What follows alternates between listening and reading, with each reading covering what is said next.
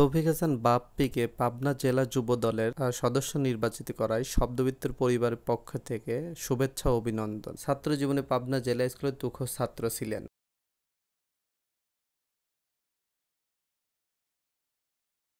রাজনীতিতেও তিনি ছিলেন দৃঢ় ও নির্ভীক। শেখ হাসিনার আমলে নানা সুযোগ সুবিধার প্রস্তাব পেয়েও তিনি তার আদর্শচ্যুত হননি, বরং প্রতিকূল পরিস্থিতি উপেক্ষা করে চালিয়ে গেছেন তার রাজনৈতিক কাজ। টেকনাফ থেকে তেঁতুলিয়া যেখানেই দলের প্রয়োজনে ডাক পেয়েছেন সেখানেই ছুটে গেছে। শুধু রাজনীতিতেই সীমাবদ্ধ নন, ধর্মীয় সামাজিক কাজেও তার রয়েছে অবাধ বিচরণ। তিনি তার নিজ অঞ্চল বলরামপুরে গড়ে তুলেছেন সেবার আলো ফাউন্ডেশন নামের একটি সামাজিক প্রতিষ্ঠান। তার সাহসিকতা ও কৃতিত্বের জন্য সবার কাছে তিনি প্রিয় হয়ে উঠেছেন। এলাকার বৃদ্ধ থেকে শুরু করে কচিকাঁচার নাবালক দল মত বিভাজন ভুলে সবাই বাপ্পীকে বিপদের বন্ধু বলেই জানে। তার মতো মানুষকে জাতীয়তাবাদী দল মূল্যায়ন করায় শব্দবিত্ত পরিবারের পক্ষ থেকে বিএনপিকে জানাই আন্তরিক কৃতজ্ঞতা ও ধন্যবাদ।